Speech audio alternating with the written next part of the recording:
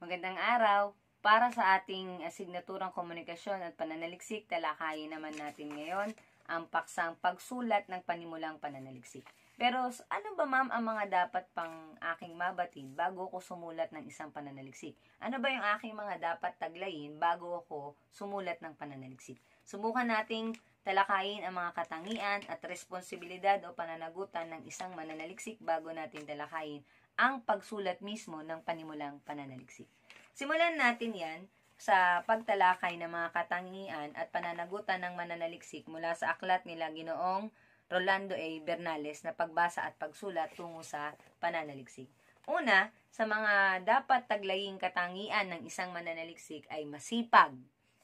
Kailangan niya maging masipag sapagkat ang gawain sa pananaliksik ay hindi biro. Unang-una na ang pangangalap ng datos. Kinakailangan sa pagsisiyasat ng datos ay marunong kang tumingin sa iba't ibang anggulo, gumawa ng iba't ibang paraan upang makalap o makuha ang mga datos na kakailanganin upang masagot ang ating suliranin sa pananaliksik. Ikalawang katangian ay ang pagiging matyaga. Dapat nakakambal ng sipag ang tiyaga, sapagkat sa pangangalap ng datos, kinakailangan na maging pasensyoso tayo dahil maaaring sa pangangalap ng datos, tayo ang susunod sa oras kung kailan maaaring makapanayam ang ating tagatugon o partisipan, kung kailan sila maaaring bigyan ng mga talatanungan, kung kailan natin sila hantayin, at dapat magkaroon tayo ng kumpletong datos para sa ating pananaliksik. Kaya maaari din magkaroon ng mga panahon na nakapunta ka na, nakakalap ka na, babalik ka uli para makumpleto pa ang mga kakailanganin mong impormasyon o datos. Ikatlong katangian ay ang pagiging maingat. Sa pagpili natin o paghihimay-himay natin ng mga impormasyon para sa kakailanganing kasagutan, kinakailangan na hindi tayo basta-basta dumadampot ng kasagutan o datos. Nagiging maingat tayo sa pagtingin, pagsusuri, o kaya ay pagmamasid ng mga kasagutan. Nagkakaroon tayo ng iba't ibang dokumentasyon. Meron tayong mga pagtukoy o pagkilala sa pinagkunan natin ng datos. Ganun din, ano ba ang pinagmulan ng anumang ideya na ating magagamit sa ating pananaliksik. Dapat meron tayo laging ingat para sa pagkakalap o pangangalap ng datos. Pang-apat na katangian ay pagiging systematic. Sa pananaliksik, sabi nga natin sa pagpapakahulugan nito ay sistematikong gawain, sistematikong pangangalap ng datos. Kaya, ang pagsasagawa din mismo nito ay sistematiko. Sa makatuwid, ang isang nangangalap ng datos o ang isang mananaliksik, dapat sundin mo ng tama ang isinilansan na pagkakasunod-sunod ng hakbang kung paano ito isasagawa. Hindi natin maaaring talunan ang alinmang hakbang. Kaya sistematiko. Panglima, kinakailangan ng isang mananaliksik ay may katangiang kritikal o mapanuri. Bakit po ma'am? Pag sinabi nating pananaliksik, ito ay isang scholarling gawain. Kaya maaari at kailangan natin itong pagbuhusan ng maraming panahon at pag-iisip. Hindi ito basta kinukuha lamang.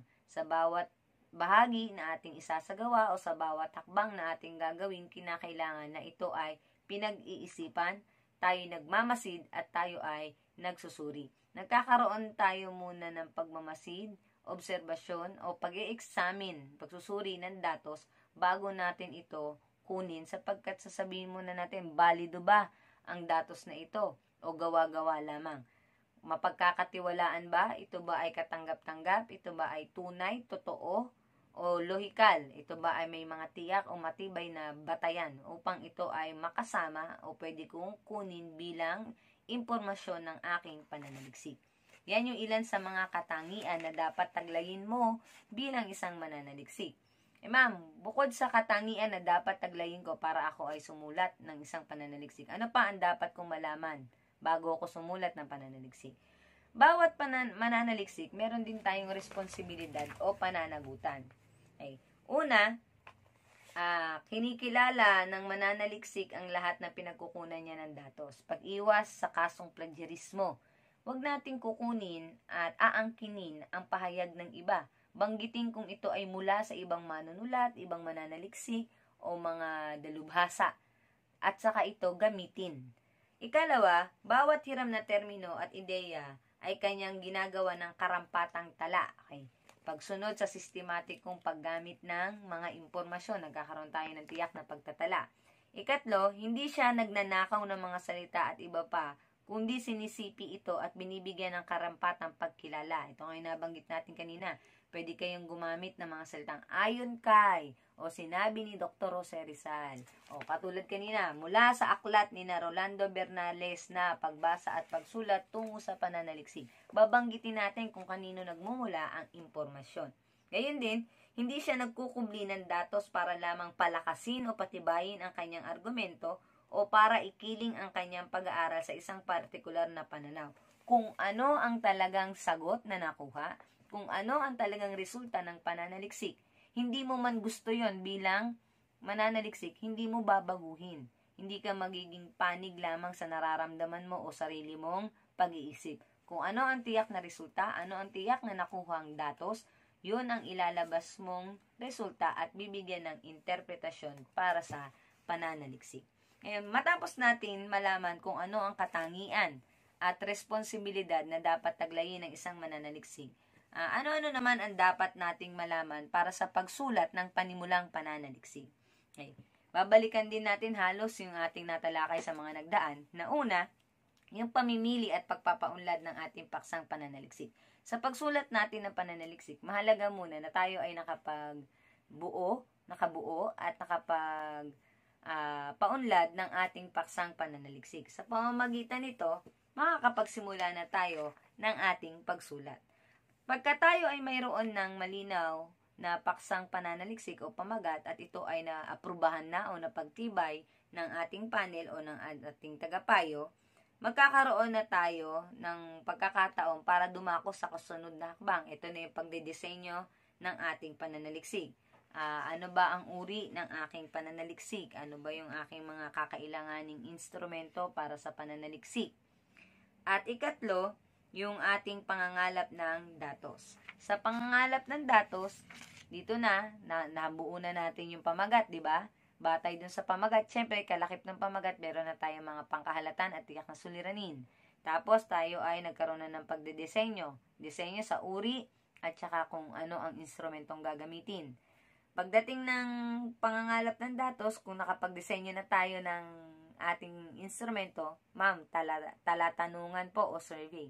Sa pangalap ng datos, isasagawa na natin to para puntahan isa-isa yung ating target na tagatugon o participant at sila ay atin ng pasasagutin. Matapos na mapasagot ang target natin na mga tagatugon o participant, magkakaroon na tayo ng pagsusuri ng mga datos. Dito, sa bahaging ito na pagsulat ng pananaliksik, maaaring ang gabay nating katanungan, paano ko ba ipepresent?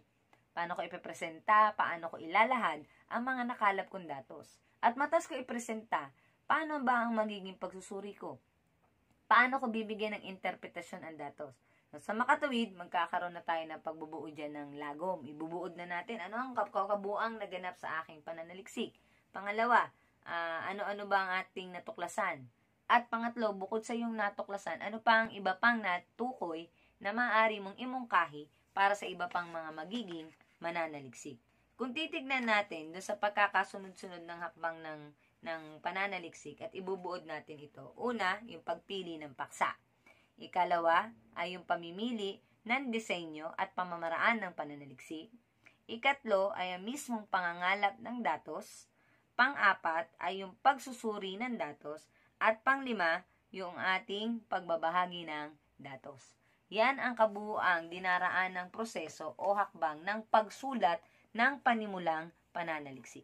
Nawa ay nabigyan linaw natin kung paano ang proseso sa pangkahalatan at pahapyaw na pagtalakay ng pagsulat ng panimulang pananaliksik.